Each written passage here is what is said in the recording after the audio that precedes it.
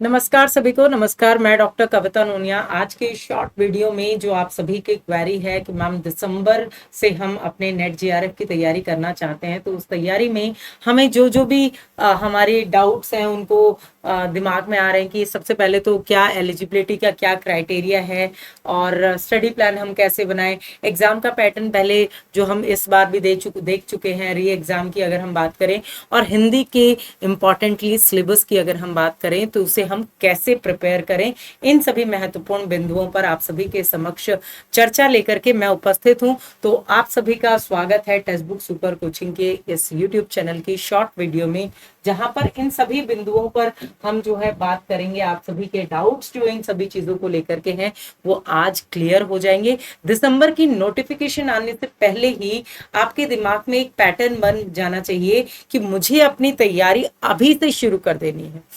Notification का wait मत कीजिए, फॉर्म भरने का वेट मत कीजिए, एग्जाम डेट आने का वेट मत कीजिए कि अभी तो री एग्जाम का भी रिजल्ट नहीं आया, दिसंबर वाला लेट होगा।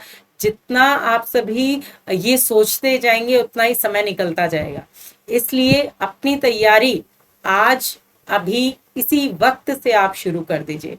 तो सबसे इंपॉर्टेंटली अगर हम बात करें कि वो स्टूडेंट जो कौन इस पेपर की यूजीसी नेट जेआरएफ की जो तैयारी है वो उसका एलिजिबिलिटी का क्राइटेरिया जो है वो क्या रहता है कि कौन इस पेपर को दे सकता है, कौन इसकी फॉर्म जो है वो भर सकता है। तो अगर हम हिंदी की बात करें, ठीक है, चाहे आप एमए, एमकॉम, एमबीए, इनमें से आपका कोई भी कोर्स हो, उसके आप प्रथम वर्ष में है, द्वितीय सेकंड वर्ष में है, दूसरे वर्ष में है, मतलब इसके फर्स्ट सेमेस्टर में, सेकंड सेमेस्टर में, थर्ड सेमेस्टर में, फोर्थ सेमेस्टर में आप यहाँ पर हैं, या आपका पीजी जो है वो हो चुका है, ठीक है, पीजी आपने कंप्लीट कर लिया है या चल रहा है, अपियरिंग है,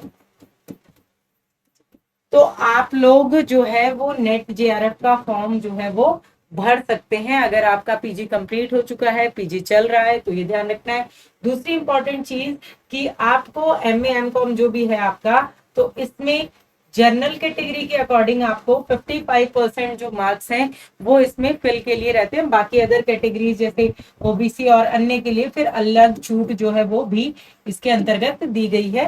तो एमए में आपके इतने मार्क्स जो है वो आने चाहिए। मान लीजिए आपने अपियरिंग करते हुए फॉर्म भर दिया, एग्जाम दे दिया, और एग्जाम देने के बाद आपका नेट क्लियर हो गया, लेकिन अगर आपके पीजी में 50%, 55% जो भी आपका criteria according to your category अगर वो नहीं आते हैं तो आपका नेट मान्य नहीं होगा। ठीक है, ये भी आपको ध्यान रखना है। अगर हम बात करें जो एलिजिबिलिटी में जो एज की, ठीक है, अगर हम एज की बात करते हैं तो एज जो है वो जर्नल के अकॉर्डिंग जो एज है जेआरएफ के लिए, नेट के लिए तो नो एज लिमिट, ठीक है, नेट के लिए नो एज लिमिट, कोई एज लिमिट नहीं है, नेट के लिए कोई एज लिमिट नहीं है। जेआरएफ के लिए जो है वो आपकी एज है, जेआरएफ के लिए एज लिमिट है जो जनरल में 32 है, और उसके बाद ओबीसी और अन्य जो कैटेगरी है, ओबीसी है, ईडब्ल्यूएस है, ठीक है, एससी है और एसटी है, ठीक है, इन सब में जो है वो छूट दी गई है। ठीक है, 5 वर्ष 3 वर्ष का जो भी स्वरूप आपको दिया गया है वो इसमें छूट दी गई है, जिसके अनुसार आप इसमें एलिजिबल हो सकते हैं। तो ये तो बात आ जाती है आपकी एलिजिबिलिटी पर। अगर हम बात करें, ठीक है, तो दूसरा इंपॉर्टेंट पॉइंट जो हमारा आता है वो है हमारा एग्जाम पैटर्न। तो एग्जाम का पैटर्न क्या कहता है, बस एक जून को अगर आप छोड़ दें, ठीक है, जून 2024 वाला जो पेपर हुआ वो बीच में ऑफलाइन हुआ, बाकी आपका 2018 के बाद ऑनलाइन मोड में आपका पेपर होता आया है। ठीक है, एग्जाम पैटर्न ये कहता है कि आपके 2 पेपर होते हैं, पेपर 1 एंड पेपर 2। पेपर 1 जिसमें आपकी 10 यूनिट होती है, पेपर 2 जिसमें भी आपकी 10 यूनिट होती है। पेपर 2 जो है ये सब्जेक्टिव है, और पेपर 1 जो है ये आपका जनरल है। जनरल साइंस हो गया, जनरल रिसर्च हो गया, जो भी इसमें पॉइंट्स आते हैं आपके मैथ्स है, रीजनिंग है, तो दोनों में 10-10 यूनिट आपको इसमें देखने को मिलेंगी। और आपका टोटल पेपर जो है वो 3 घंटे का होता है। 3 घंटे का आपका पेपर होता है और इसके अंतर्गत आपको टोटल 150 क्वेश्चंस आपको इसमें देखने को मिलेंगे, जिसमें से 50 प्रश्न आपके पेपर 1 में होते हैं और 100 प्रश्न जो है वो आपके सब्जेक्ट के होते हैं। ठीक है, तो ये आपका एग्जाम सीबीटी मोड पर आपका जो है वो आपका पेपर होगा। 2018 से ऑनलाइन हो रहा था और 2000 आप देखेंगे 24 में जून में ऑफलाइन हुआ, लेकिन वो रद्द कर दिया गया। उसके बाद दोबारा वो भी आपका ऑनलाइन हुआ, तो आपका पेपर जो है वो दिसंबर के अकॉर्डिंग भी ऑनलाइन पेपर ही आपका होगा। ठीक है, यह है आपका जो एग्जाम पैटर्न। अगर हम बात करें कि हमें हमारा जो स्टडी प्लान बनाना है हमारे सब्जेक्ट की यूनिट्स की अकॉर्डिंग, अगर हम बात करें तो हम पेपर 2 की मोस्टली बात करें, और पेपर 2 में आपकी जो 10 यूनिट है, मैं पेपर 1 और दोनों के लिए ही आपको स्टडी प्लान आपका बता देती हूँ कि पेपर 1 की आप बात करेंगे 10 यूनिट इसमें आती हैं। कितना समय लगा करके आप डेली, ध्यान दीजिएगा, अगर आप डेली बेसिस पे 2 घंटे पेपर 1 को पढ़ते हैं तो आपकी 10 की 10 यूनिट्स इसमें कंप्लीट हो जाएंगी। ठीक है, और जो 10 यूनिट आपकी सब्जेक्ट की हैं इसको आप 3 घंटे डेली दे दीजिए। ठीक है, 3 घंटे डेली बेसिस पे आप दे दीजिए, रोजाना।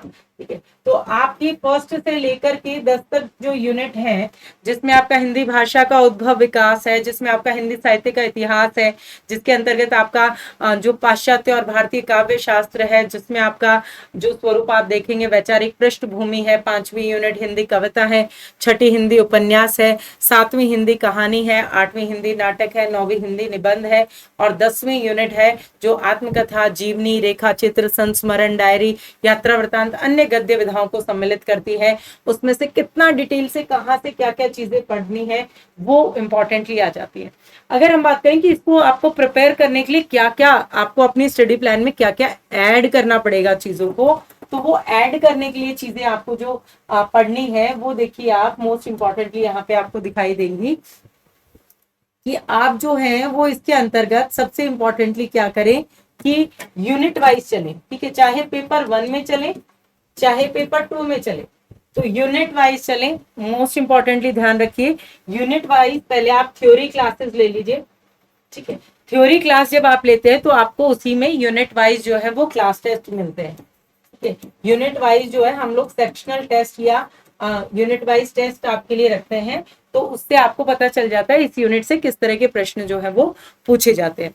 ठीक है, उसके साथ में ही आप पीवाईक्यूज जो आपको टेस्ट सीरीज के माध्यम से मिलते हैं, टेस्ट सीरीज जो आप करते हैं तो उसमें आपको बहुत सारे पीवाईक्यूज मिलते हैं।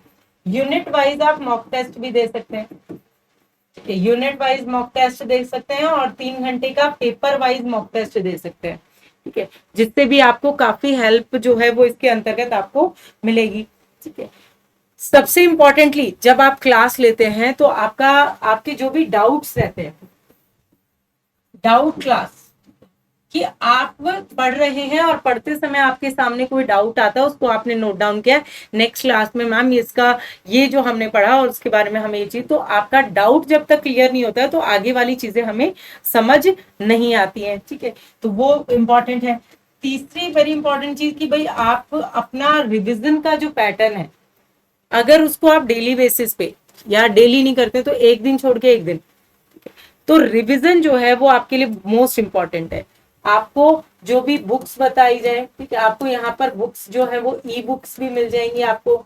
ठीक है, और आपको ऑफलाइन बुक्स भी जो है वो आपके कोर्स के साथ में अवेलेबल होती हैं, तो ऑफलाइन बुक्स भी मिल जाएंगी, ई बुक्स भी मिल जाएंगी, पीडीएफ आपको क्लास नोट्स मिलते हैं, आपको स्टडी नोट्स मिलते हैं। तो मटेरियल तो बहुत ज्यादा ऑलरेडी मिल जाता है आपको क्या करना है, उसे बार बार रिवाइज करना है, जिसके कारण जो है आपकी यूनिट वाइज एक प्रॉपर प्रिपरेशन हो जाएगी, प्रॉपर एक जो आपका स्टडी प्लान बन जाएगा, डेली बेसिस का आपका रूटीन बन जाएगा, जिससे आपकी तैयारी जो है वो निरंतर बनी रहेगी। और जब हमें किसी परीक्षा को पास करना होता है तो उसमें सबसे इंपॉर्टेंट चीज ये होती है कि हम रेगुलर पढ़ें। ठीक है। जितना आप रेगुलर पढ़ेंगे, यूनिट वाइज पढ़ेंगे, सेक्शन वाइज पढ़ेंगे, टॉपिक वाइज पढ़ेंगे, उनको डिटेल में पढ़ेंगे, गहराई में पढ़ेंगे, तो तैयारी एक अच्छे लेवल की हो जाएगी। अच्छे लेवल की होगी तो अच्छे लेवल की एग्जाम को आप क्लियर कर पाएंगे। तो इसी तरह की और भी इंपॉर्टेंट अपडेट्स के लिए आप सभी हमारे साथ बने रहें। आप सभी की जो हिंदी की इंपॉर्टेंट क्लासेस हैं उनका टाइमिंग आप नोट कर लीजिए हमारे चैनल पर, और भी सारी इंफॉर्मेशन के लिए आप चैनल को सब्सक्राइब कर लीजिए और हमारे साथ बने रहिए। और पेड सेशन को ज्वाइन करने के लिए आप इस हेल्पलाइन नंबर का प्रयोग कर सकते हैं जो आप सभी को यहाँ पर दिखाई दे रहा है, 08045888812। मैं डॉक्टर कविता नूनी आपको धन्यवाद देती हूँ। मुलाकात होगी आपसे इसी तरह के और इम्पोर्टेंट अपडेट्स के साथ। बहुत बहुत धन्यवाद।